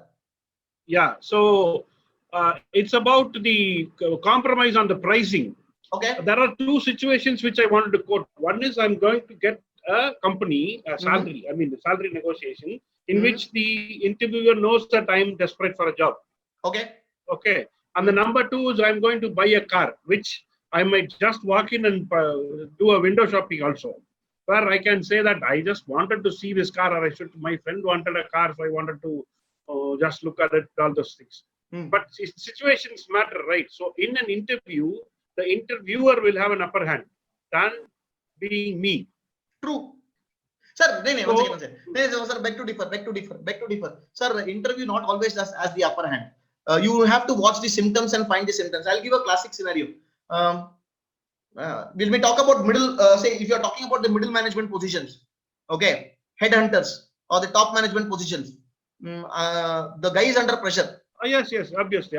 to hire the person. He is under more pressure than the candidate. Okay, that's one thing. Not because that guy is, because there is a deadline that has to be met. The news should not reach the market that somebody has left my organization before I find a replacement. Okay. So these are some of the challenges. Second, even in a fresher level, technical skill sets. Suppose today there's a new platform, artificial intelligence, when they started big data, or today data mining, data warehousing, data, all these, data, architects, so-called architects. 1 year back, they were highly on demand. Yeah. So it does not matter. It could be both ways. But assuming that, then continue with the question. Yeah, because I'm talking about a position wherein from my college, I'm going to interview for a better college than mine. Say, for example, IIT, being IIT an individual, private organization. Okay, so they know that obviously from this college he is coming, he'll have a better chance being with me, the new company. So they have an upper hand at that time, right? Sir, again, let me put it. What is your value proposition? Your value proposition could be something like, my history says, okay, I'm just giving you a value proposition, quote unquote. Okay. Suppose if I am in your place, my value proposition to the IT would be, sir, you look at my history, 17 years of experience, only in 2 colleges. Whichever college I work, I make sure that I put in at least 6 years. So if you find me good for the college, I'm going to give you a guarantee. I'm going to spend at least 5 to 6 years in your college. I have not spoken. I have created value now.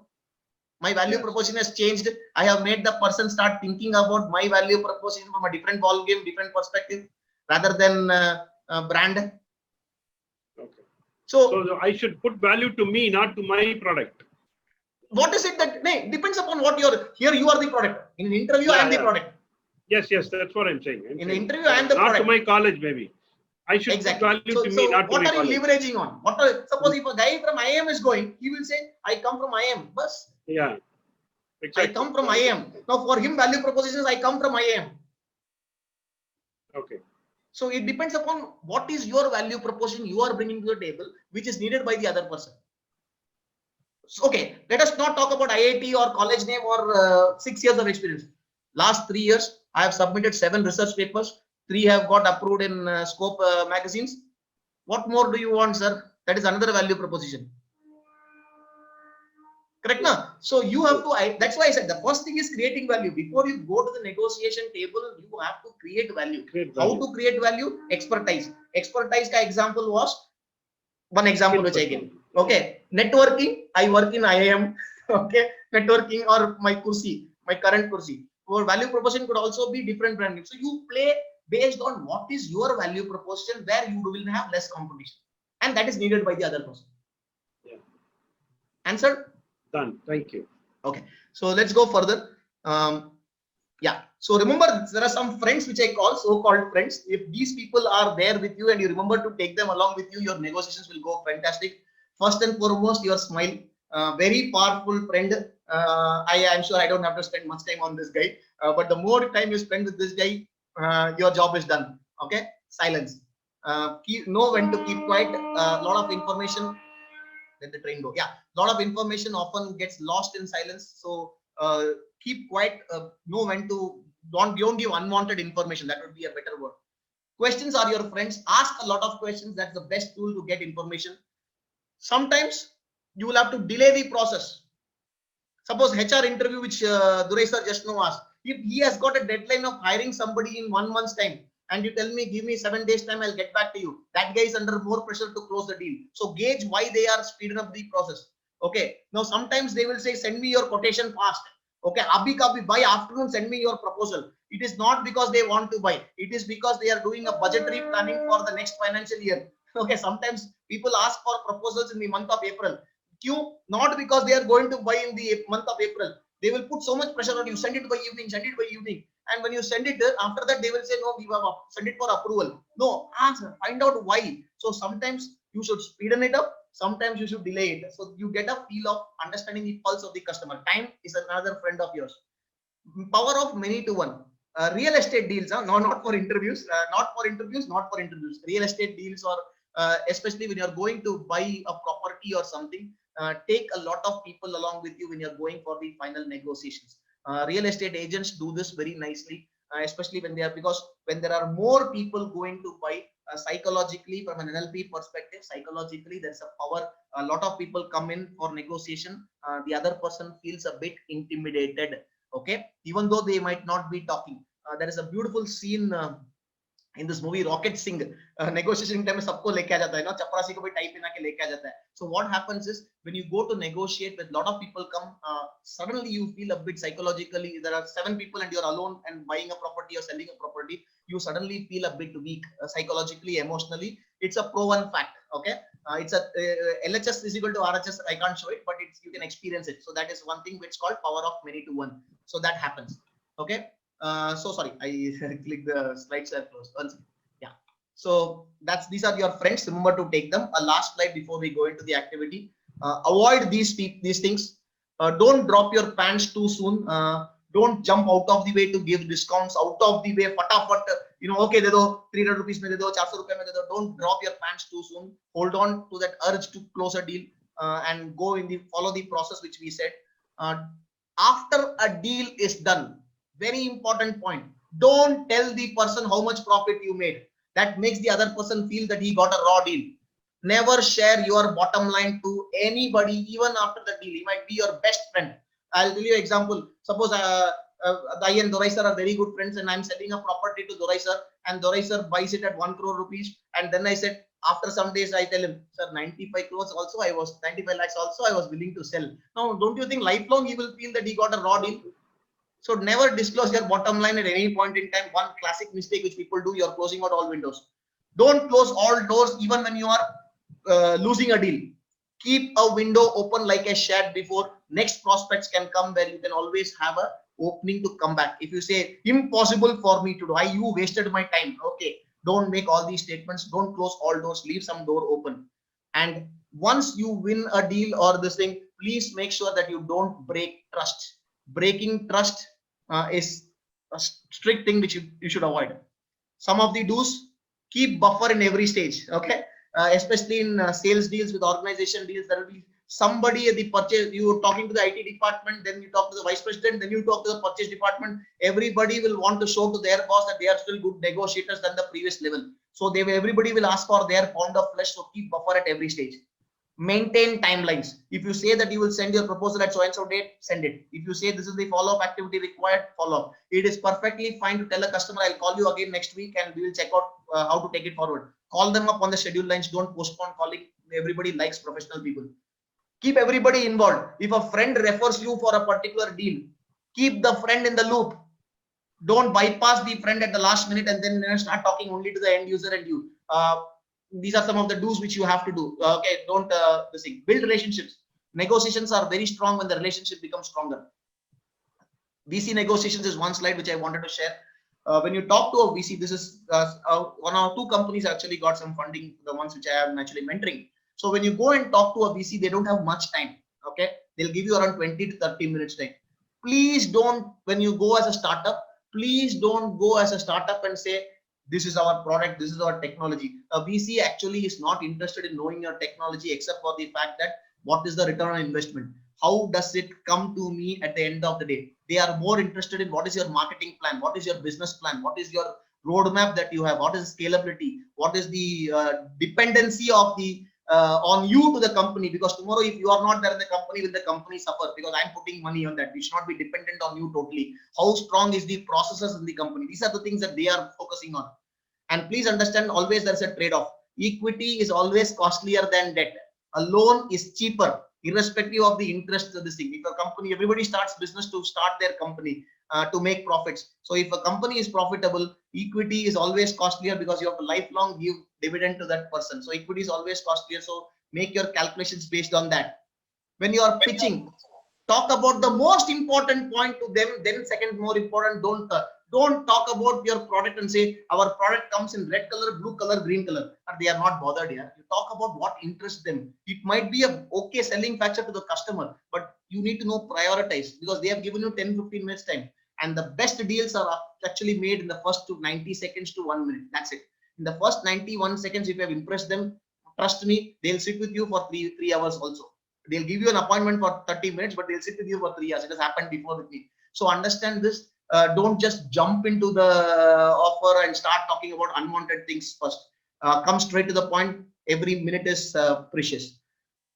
We are more interested on business, and business. Okay. Yes, the products, the features of the products need to back the the product, the business. But focus should be on return on investment. Dollar of paisa. How is it that you show to them that in how many years you will break even? 3 years you will break even. 4 years you will break even for the amount that they invested, and where is this money that they are putting going to go? So these are the things which has to be documented, and it's all going to be dollars in, dollar out. So any questions before I start the real-time activity? It'll take me 10-15 minutes time, max to max. So any questions before I start? Feel free. No questions means nothing understood, or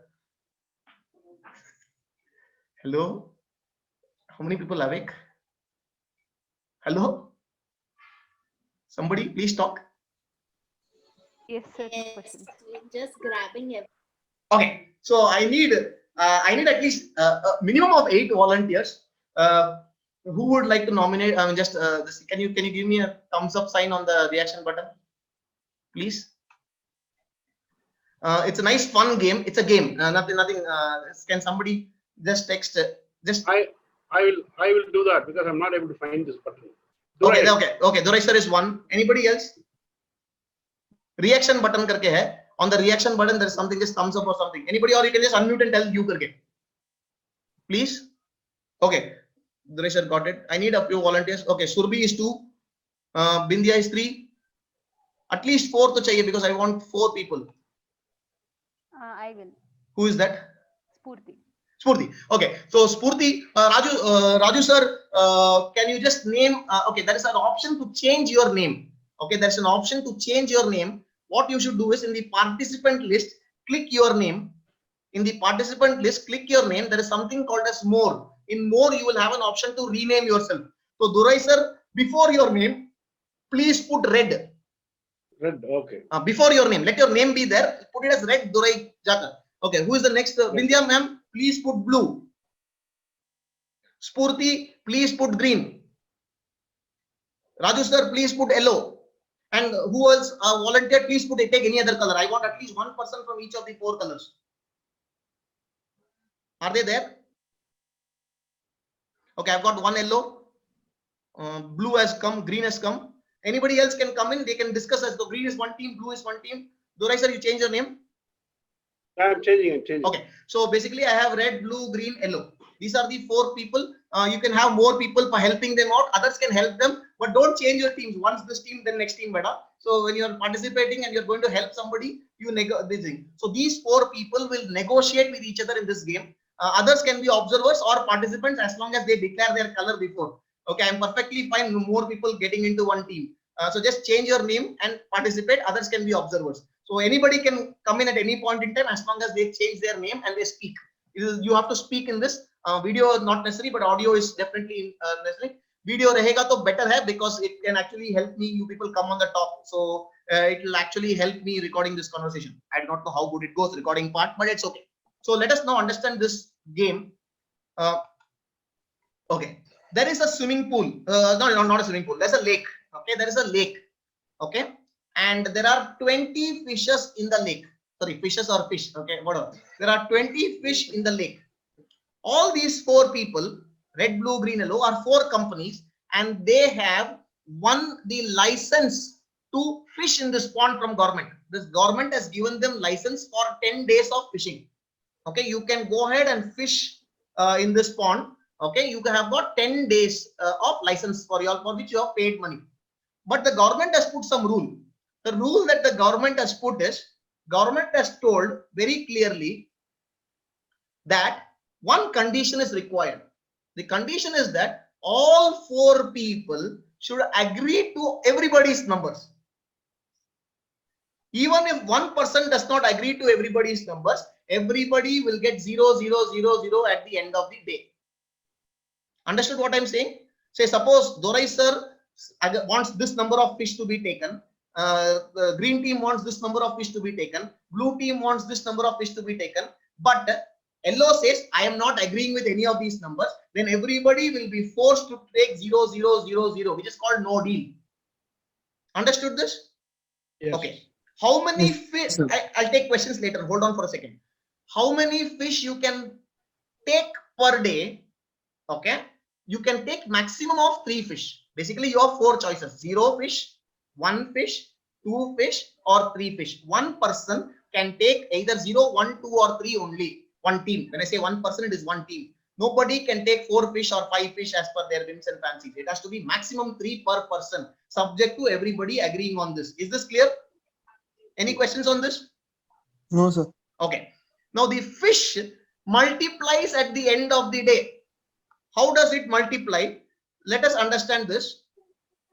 The fish multiplies in this manner. Before that, let us understand the objective of each of these 4 teams.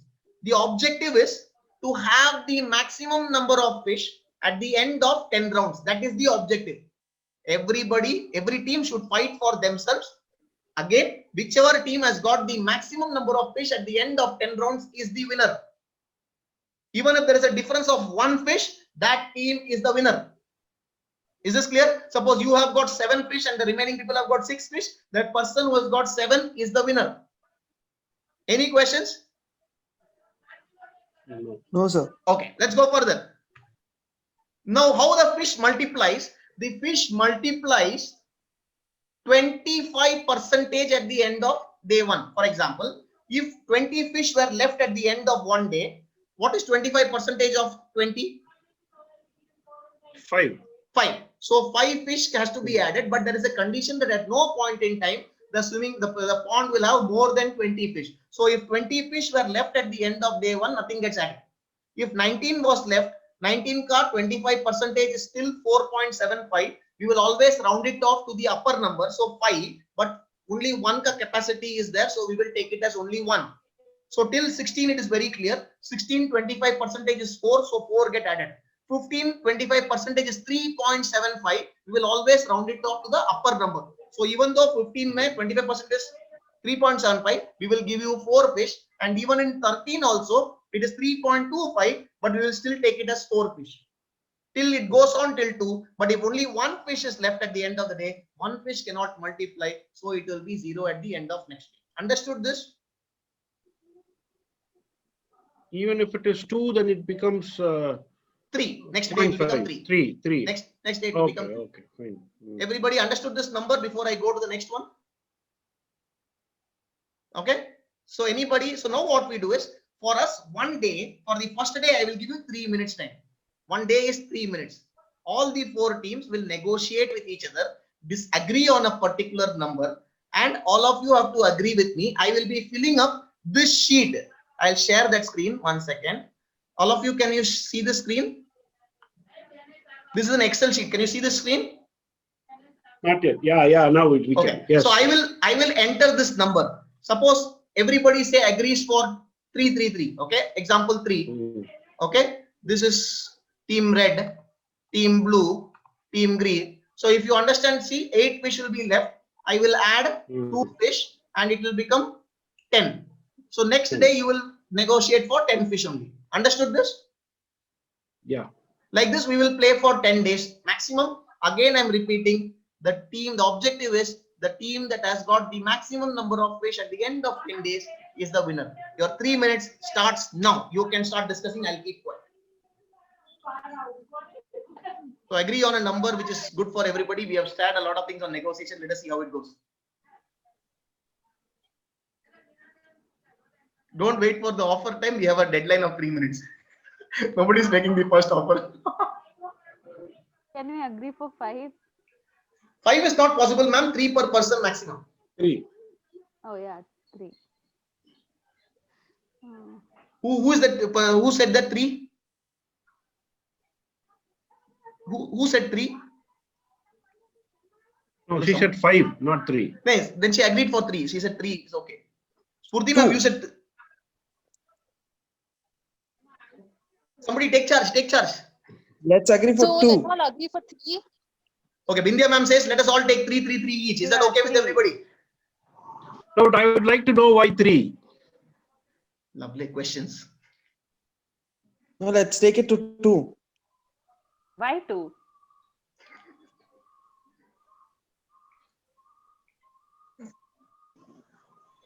Spurti ma'am, Nisha, 3 each. Shika's ma'am says 3 each. Ma'am, which team are you supporting, Shika ma'am? Take a team color. Okay, go ahead. Last 2 minutes left.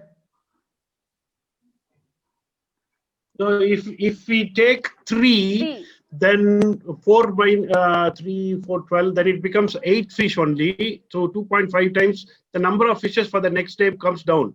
When we start in a lower number, in days goes on, it becomes bigger.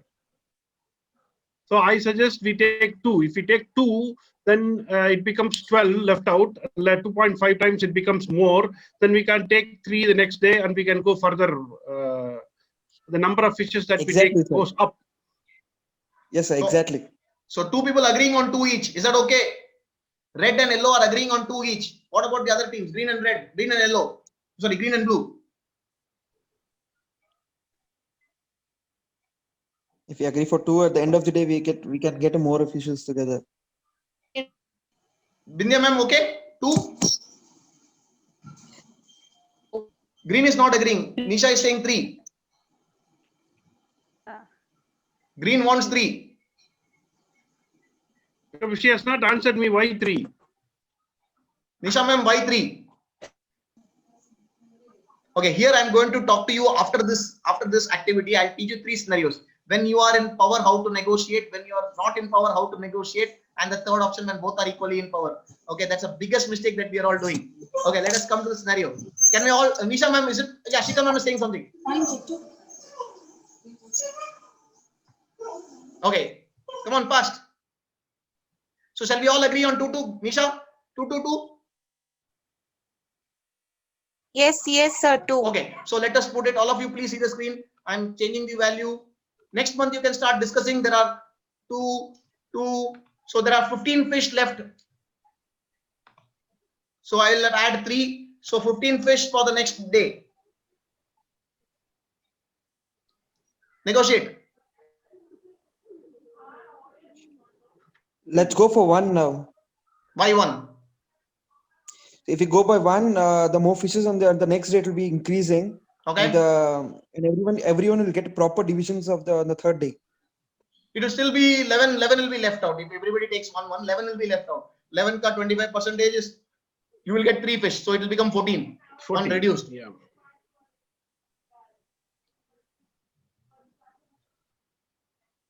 Okay.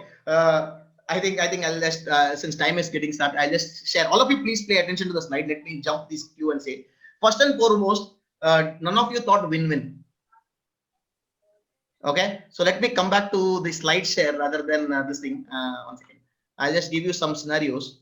Yeah. If you are taught win-win, don't you think everybody would have had 13 fish left? Possible? 8 rounds, if you take 1 fish, 16-4 would get replenished. So till 8 rounds, the fish pond will still have 20 fish at the end of 8 rounds. Yes or no? But the 20th day also we can I'm do. sorry, I've not done a slide set. 1 second, sorry. Yeah, Julian. The last day also, then we will be able to pick only 3, even if it is. No, you can't take 3 because there will be only 8 left. 2 would have come. There will be only 10 fish. So 10 fish may you can't do 12. So everybody takes 2 and 2 fish will still be left in the pond at the end of 10th day. Correct? Okay. Okay. Now understand something. Before negotiating, if we had thought win-win, this is of course a time crunch for us to think about numbers and analogy. But understand the biggest option in a network, in a negotiation is thinking win-win. What is in it for the other person? Just because I have to win the game doesn't mean that all of us have to lose the game. Understand, a very important. Just because I have to win the game doesn't mean that all of us have to lose the game. Now I am throwing in a scenario. Can you tell me if this scenario had happened? If this scenario actually happens in most of the times when I do this game, can you see the screen, all of you? Tell me if this scenario had happened. No, sir. And 1 second, I'm just sharing it. Yeah. Suppose yellow team says this day I will take 3. Let red take 2, and remaining all people take 1, 1, 1. So what happens is there are 4 fish still comes and 17 fishes. That next week, next day you take 3, I will take 1 and 2. Sometimes this negotiation happens, correct? Yeah. Yes, Okay. sir. Now tell me, day 2, would a yellow compromise and say, now I agree? How will yellow I do- negotiate? That has to happen in the first day itself. Otherwise, I In the will not first day, believe in the yellow. first day, this has happened. Once again, in the first day, yellow says, I will take 3, red takes 2, and blue and this thing will take 1 each. And this has happened. This is final.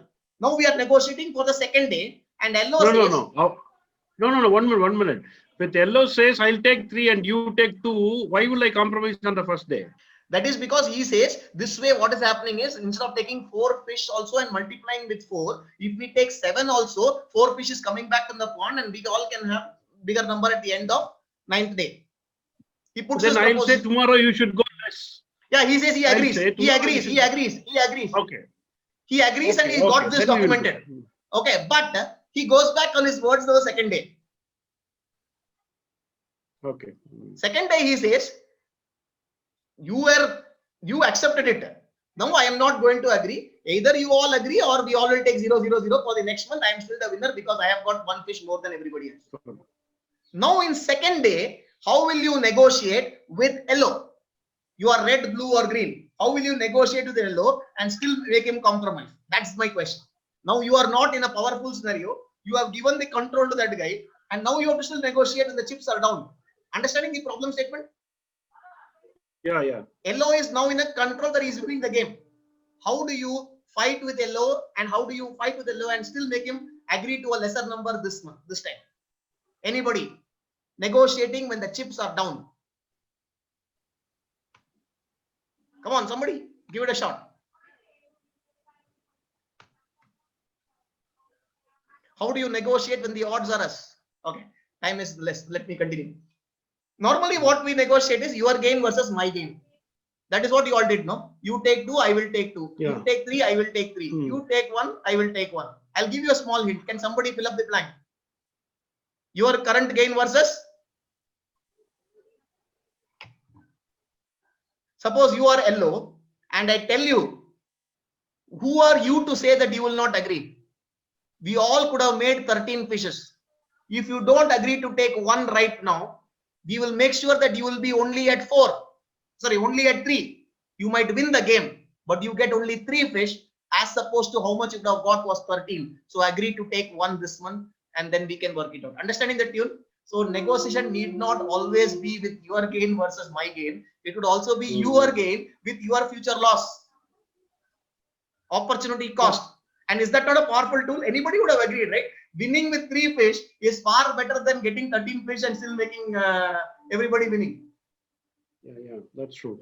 Understand the logic, how to negotiate when the odds are down. You start competing and trying to find out what is the other guy's opportunity cost. That is exactly what companies do. They give you this bench offers. They give you these, when they give you this offers, right? If they want this guy badly, but they can't pay him the premium salary. Then they give him all projected figure, future gains. If you are in this organization, in 3 years time, you can become the top management. You can go to this level. This is all your current gain in another company might be a salary increase. But if you stay with us, it could be a positional increase. So your current gain versus your future loss. Understanding? Third aspect. How do you, when we have an edge, I am yellow in second round. Please understand rule number 1. Don't break trust. Give a face saver. Then you can agree with this thing. I will agree to this, but I will have 1 fish extra. So all of you make 13, 13, 13. Let me make 14 fish because there are 2 fish extra left in the last round. I will take 14 fish. That is still better for you also. Now I am throwing you a face saver. Instead of losing with 3, again, turning the table back on you. Instead of losing with 3, let me make 14, you all make 13. Understanding the logic where I am coming from, you are also better off with it. Because rather than losing the game with 1 fish or 2 fish, you are also okay with losing the game with 1 fish but making 13 fish. Because I gave you a face saver. You can tell to the other world, if I would have lost this with 5 fish, but I can still make 13 fish. Understanding? So we just come to the end. Thanks. So anybody who are watching this video on YouTube, you can always like us and subscribe to us. Please make sure that This video is also going to be posted on YouTube live on this thing. So please share it to all your friends in case you found it wonderful. Anybody has got any questions, feel free. And then I am planning for my 10th NLP workshop on 10th NLP workshop, which I'm planning on starting from next week. So in case anybody is interested, let me know. That would not be free. It's a 5-day session which I have done. 5 days for 1,200 rupees. It's all about the subconscious mind, how to understand pain, initiators, changing patterns, impactful questioning, convincing other people, counseling others, and the entire gambit is there. So if somebody is interested, you can always text me on WhatsApp, and then we can work it out. For students, I can give a little bit of concession. I can't give much concessions. I'm being very honest, because that is a course which I keep doing, one of my bread and butter courses. So anybody has got any questions on the negotiation part can feel free to ask questions. Is this level 1? This NLP that the same, sir. It is what you have. It is what you have done. It is what you have done. Fine. Yeah. Level 2, I would probably want to do it physical, not online. There are a lot of challenges. Okay, let us come back to negotiations. So I hope I did some justice. Anybody, any questions? Because if I get some questions, I feel I've done some justice. And the last part, I don't have a question, but I have a pointer to make. Please, sir. It is like when I say to the LO team that I'll make you lose if you're not going to compromise. Then it becomes like, even if I lose one eye, I'll make sure that you lose two eye kind of a situation. Sir, basically that's exactly what he is doing, right? Okay. Now you're talking about LO is saying no. LO is saying I'm not going to agree. Yeah. So now you have to counter him. I have to counter him. I have to say that, right? I have to put him, because I can't compete saying that okay, let us all take 3-3-3 means then I lose. I have a chance in this week to negotiate with your future loss. So why will I not say? Because I have to bring what I have on the table. I have my only thing which I have on the table is my ability to say no to the deal, and thereby making sure that all of us get 0-0-0. Okay. That is my Brahmastra. So I have to use it. So when the opposite person is wrong, not doing justice to his words, then it's better that you also go to the same. No, you're not going in. You're not saying the same. You're not going against. But you're putting the pressure. Pressure, yes. Because you need something to negotiate, right? Okay, let us come back to the second slide. My level is here, my level is here. Now his levels have changed. So for me, my level to come there, I have to show that you were willing to get 3 and win the game. 3. So winning your objective or making precious your objective. Think about it. I'm lowering his level by bringing him a different dimension of thinking. Yes. So the main strategy there is not to win, to make the maximum out of us. That's what you're saying. The ideal strategy is the first strategy. Yeah. Ideal strategy is the first strategy. Everybody wins 13 fish each.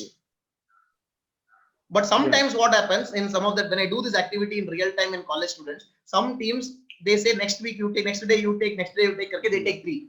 And after taking 3, they sit and say, no, we will not do anything. No. And then what happens? The other people start complaining to the moderator saying that sir, they are doing cheating. Yeah. Okay, but then you have to negotiate. So there is still a way out. Even in such scenario is what I wanted to show. So you can negotiate when the chips are down. The ideal negotiation is win-win, but you can still negotiate when the chips are down, and you can still negotiate even when the chips are up. Yes. And still say 14-13-13 if you are agreeing to it, then I will agree to take 1 extra every week this day. How convincing you are there makes you win. Absolutely. So you are thinking from the other person's perspective and not from your perspective. That's the next key. Yeah, I understand. Yes. So no questions. Okay. Thanks so much. Wish you all the very best. I hope I did some justice. I'll share this video by end of day today or tomorrow. If you all want the PowerPoint, just text me. I'll send you the PowerPoint to anybody who's interested. Sure. Thanks so much. Wish you all the very best. God bless you. And it was an interactive session this week. Thanks so much. Bye-bye. Thank you. Thank you.